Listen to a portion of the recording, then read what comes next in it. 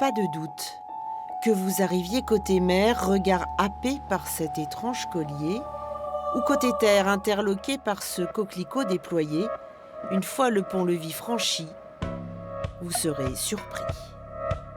Surtout si d'entrée vous pénétrez dans ce couloir menant à l'envers, nom d'une installation, écosystème en lévitation, greffé de matériaux aux différents langages. Spectacle omnubilant au rythme d'un battement de cœur, œuvre à quatre mains de Johanna Vasconcelos et Arne Quince.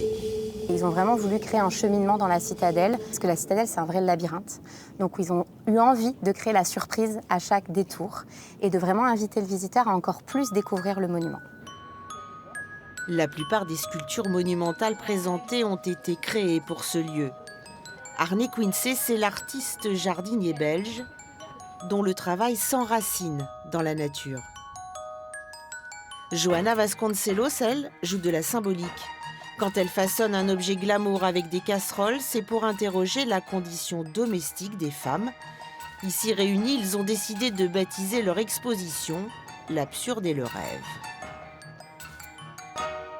On est dans quelque chose qui est très étonnant, très absurde, de ce gigantisme des sculptures qui sont posées là dans la citadelle.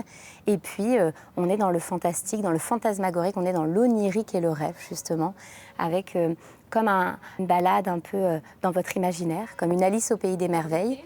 Le visiteur explore donc exposition et citadelle dans son ordre de priorité. Il y a un mot qui me vient à l'esprit, c'est extraordinaire dans son sens littéral.